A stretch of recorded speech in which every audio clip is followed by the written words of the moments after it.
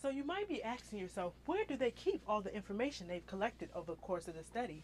Here, in the genetic data storage room, where over 1,800 files are stored. If you're having a problem in your marriage, 3 things that make marriages work are living, loving, and laughter. Are your genes working for you on the inside and out? Well, the Archive of Genetic Psychiatry just released a report that says our genes can affect who we socialize with. The study was based here at Virginia Commonwealth University. Professor of Human Genetics and Psychiatry, Dr. Kenneth Kindler, was one of the researchers on the project. Let's say that you have a 15 or a 16-year-old young man who's not currently engaging in any deviant activities, and you want to predict in the next couple of years that a person who's going to start smoking, start drinking, start being truant from school, doing other things that are fairly undesirable. The most important thing you can do is ask that young man who his friends are. Researchers located over 1,800 twin males from the Virginia Twin Registry and interviewed them over the course of 4 years. So you might be asking yourself, where do they keep all the information they've collected over the course of the study?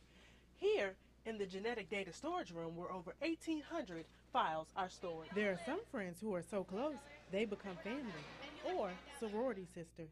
Abby LeRae of the VCU chapter of Sigma Sigma Sigma says it could all be in the genes. I feel like genetics do play a part in why we're friends. Kindler says genes shape more than just the way we look. If you think about genes influencing your brain, it's just different. Our brain influences our personality, and as people have said, our brain has feet. We go out into the world, and we influence the world around For us. VCU Insight News, I'm Fateema Blackwell. There was like a moment where I was like, I don't want to live, I don't want to do anything without this person. Brett and Brandon Jaycox were friends for 4 years before they got married. This year, the Jaycoxes celebrated their 2nd year of marriage. They didn't live together beforehand, which according to marriage counselor Dr. Everett Worthington is a good thing. People who live together, their relationships actually end at a higher rate, even if they decide to get married. The Jaycoxes say when they got married, they knew that they would stay together.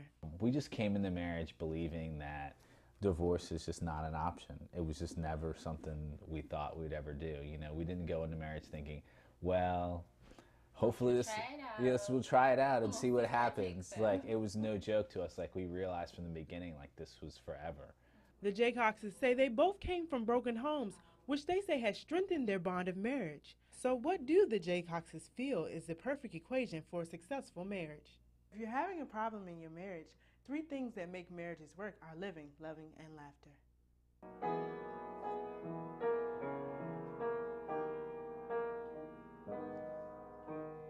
For VCU Insight, I'm Fateema Blackwell. Postcards from Central America, Europe, and Southeast Asia say it all. VCU is bound to have what you're looking for in study abroad opportunities. Assistant Director of International Education Stephanie Davenport says she loves helping students gain international experience.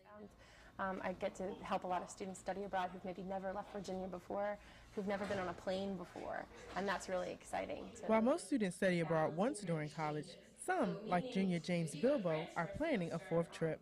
He most recently studied fashion in Guatemala. Hands-on with the experience. What was it like? It was pretty much the best thing I've ever done. Like, it was so amazing.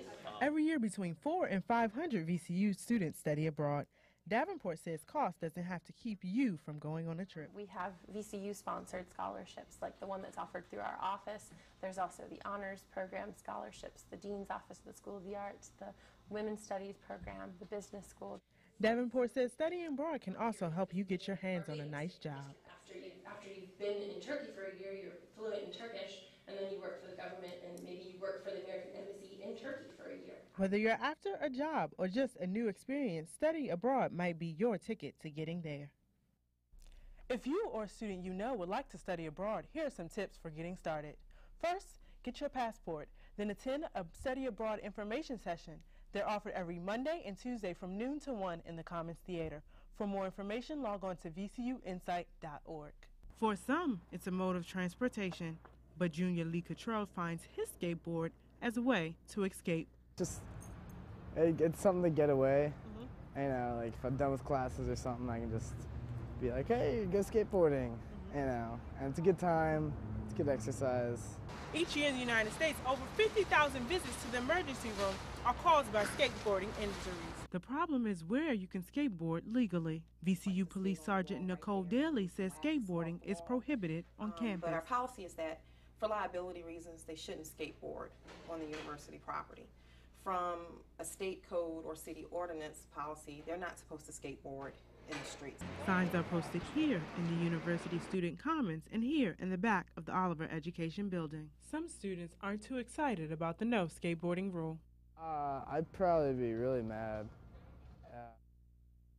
But I don't know. There's always bikes too.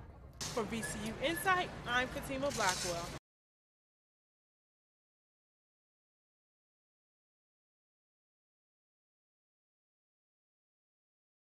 Walk around any college campus or community, and you won't have to search to find someone with a personal music device. Music is a big part of the American culture, and it's getting louder. Folks who enjoy music, like I said, are going to want to listen to it loud. I think they're going to constantly be making it louder and louder and louder. The Sun reports that the volume has increased by an average of 20 decibels. But WVCU radio station manager Jason Kinney says he hasn't noticed the increase. It certainly does seem that there has been an increase, but it's nothing too drastic that's really jumped out at me and shown any sort of trend. Radio stations have guidelines on how loud music volumes can go, but when the music goes directly to your iPod, you control how loud it goes. Audio engineer John Geardis says listening to music too loud can be detrimental to your hearing. High frequencies tend to hurt your ears more than low frequencies. As you get older, it's the high frequencies that go first. Students say they know their music can be too loud and cause hearing problems, but they don't let it stop them from turning it up. I mean, I have heard a lot of talk about listening to your music very loud, like in your headphones or like the earbuds especially, that it can be very damaging for your ears, yet I still do it. Kenny says he doesn't see the boost in volume continuing in the future. It's probably not going to stop until it just kind of gets to a point to where the quality is just completely destroyed, because it can only get so loud before it's just noise. Noise that could have a lasting impact on your hearing. For VCU Insight, I'm Amy Trainum.